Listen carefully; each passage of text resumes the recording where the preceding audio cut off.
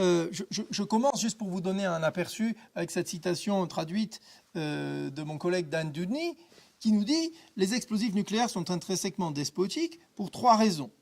La vitesse des décisions d'usage des armes, la concentration de la décision d'utiliser les armes entre les mains d'un seul homme et le manque de possibilité de rendre des comptes qui découlent de l'incapacité des groupes affectés à avoir leurs intérêts représentés au moment de la décision de l'emploi. » Vous voyez, là, on cadre déjà l'idée selon laquelle la délégation technocratique est simplement une conséquence de la nature de la technologie.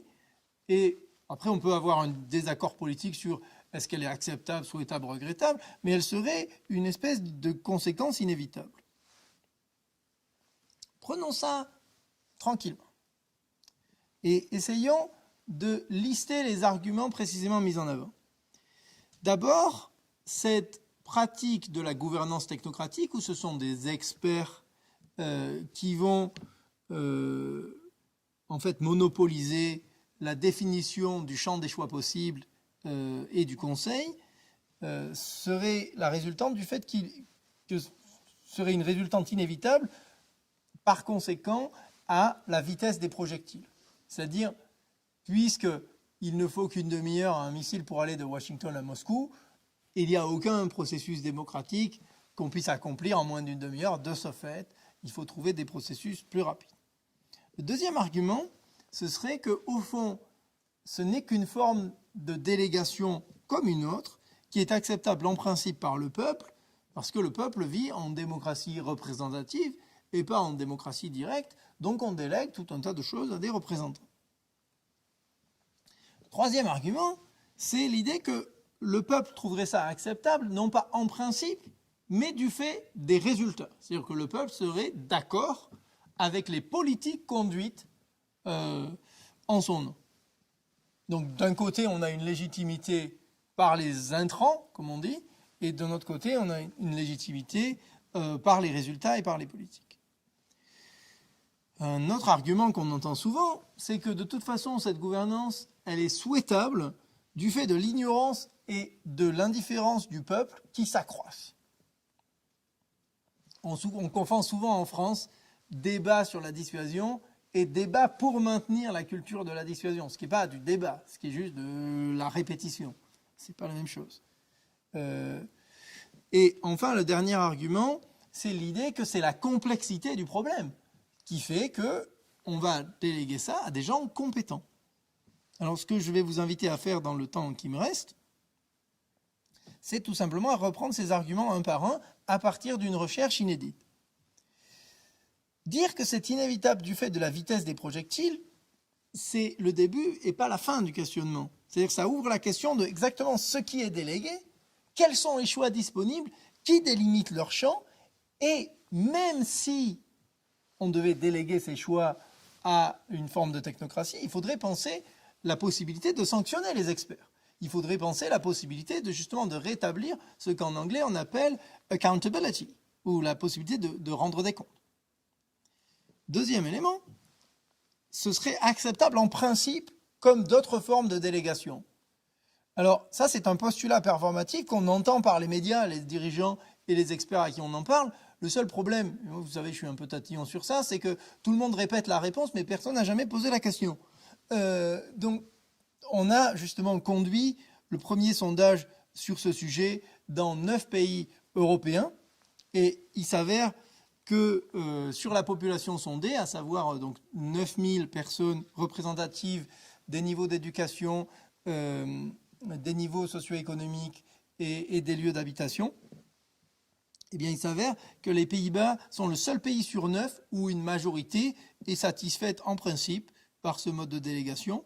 Dans les 7 autres pays, on a simplement entre 40 à 49% d'accord, en partie ou fortement. Là, j'ai agrégé ceux qui répondent « je suis en partie d'accord et je suis fortement d'accord » avec la possibilité de déléguer ça en principe et de ne pas avoir à m'en soucier. C'était ça la formulation proposée à nos répondants. Je suis ravi de ne pas avoir à me soucier de la question du nucléaire militaire parce que des experts l'ont prise en charge à ma place. Donc on ne peut pas parler d'une acceptation massive et généralisée. On a d'ailleurs un niveau très très bas d'acceptation en Italie qui sans doute reflète aussi un niveau très bas de confiance dans le gouvernement en général. L'autre argument classique, c'est l'idée qu'au fond, ce n'est pas le principe que la population soutient, mais c'est la politique menée à l'arrivée. Et ça, c'est quelque chose que j'ai déjà publié, que vous pouvez consulter si ça vous intéresse. Eh bien, dans un sondage sur 10 000 jeunes Européens mené en 2015, ce qu'on voit, c'est non pas un soutien, mais un sentiment d'impuissance. Un sentiment que la structure de pouvoir actuelle ne nous donne pas la capacité d'agir.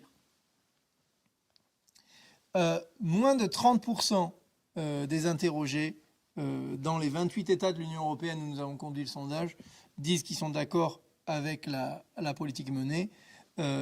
Ça, c'était pour des jeunes. Le sondage mené en juin 2018 sur les 18 à 50 ans trouve un résultat encore plus bas. Donc la légitimité par la politique menée ne tient pas non plus. Maintenant, l'argument qu'on entend le plus souvent chez les membres de ceux qui décident, ou en tout cas du réseau qui les entoure, c'est l'idée que de toute façon tout ça est souhaitable du fait de l'ignorance ou de l'indifférence du peuple qui s'accroissent.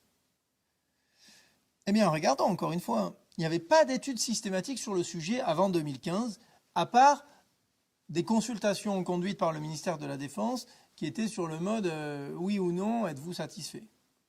Là, on a essayé de conduire quelque chose de plus précis et de plus révélateur des attitudes.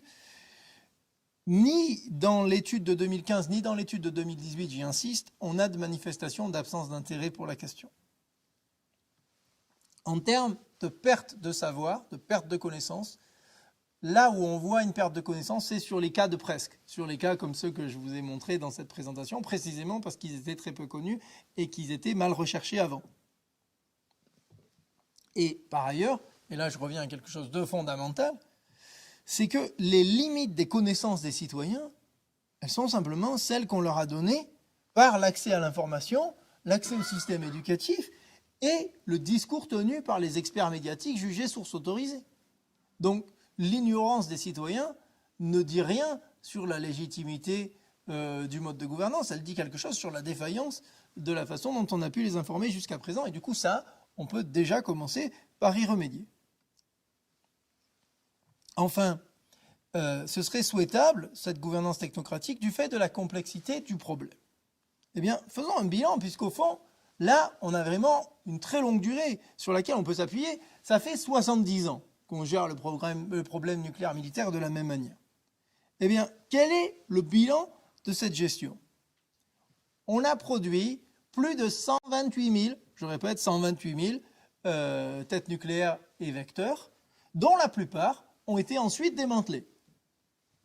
Il faut bien sûr préciser que 90 à 95% de cette production a eu lieu dans 2 pays, aux États-Unis et en Russie. Mais voilà quand même la quantité. On a produit plus de 2000 essais nucléaires, avec les conséquences qu'on connaît. L'argument selon lequel les dépenses sur le nucléaire militaire auraient permis une substitution à des dépenses menées par ailleurs dans le conventionnel, cet argument en fait est contesté par la recherche historique et de sciences politiques la plus récente. C'est l'article de mon collègue Youssouf Butt que je cite ici. Par ailleurs, l'expertise en charge de ces systèmes n'a pas garanti une adéquation des moyens aux fins. Ce que je veux dire par là, c'est que la recherche historique a montré le décalage que je mentionnais au départ entre les arsenaux existants, les doctrines et les discours officiels. Ce décalage a été la norme plus que l'exception dans l'histoire nucléaire. Donc l'expertise n'a pas garanti cette consistance et du coup a perpétué malheureusement un décalage entre les justifications et les causes de la construction de ces armes. Et l'expertise n'a pas empêché un ajustement le plus souvent à la hausse des besoins en armement, alors que précisément l'évaluation de la menace se modifiait. La question, c'est est-ce que ce bilan est acceptable? Et je ne vais pas vous donner de réponse, on n'est pas tous obligés d'avoir la même réponse, mais il faut bien observer que dire que la technocratie est le meilleur et le seul mode de gouvernement possible de la question nucléaire, c'est en fait faire ce bilan-là et dire aucun des autres modes alternatifs de gouvernance n'aurait produit un bilan meilleur. Voilà le critère sur lequel il faut juger ce mode de gouvernement.